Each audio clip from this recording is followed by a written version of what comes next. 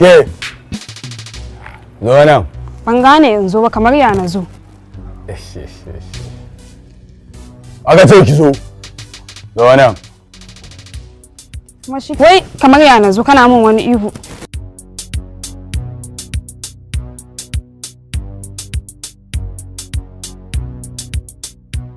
Ke, wannan tsiwar taki ce na gani a tattare da ke ta ɗan ja hankali na kin gane. Na ji kina ta ɗaɗɗage musu iyalci.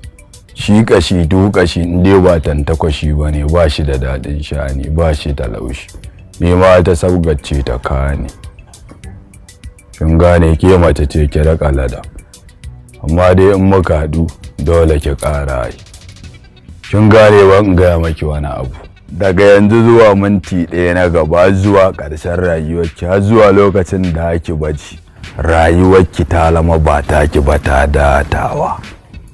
Kin gane daga yanzu a kanki sai teku ta kafe rana ta zamo ba ta da haske wata da taurari sun je na ganuwa a sararin samaniya. Kaya sunanki? Hadiza. Hadiza ya kan yamin ni suna na Abale wannan na Kamazu na ce ungoku a nan bayan layi nake.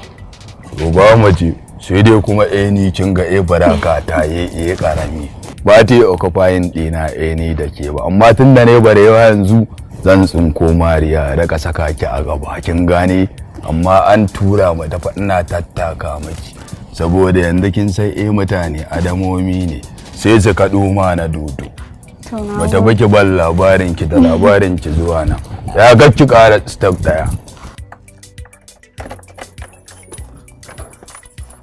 Kin gane ko sunanki daga yau teacher.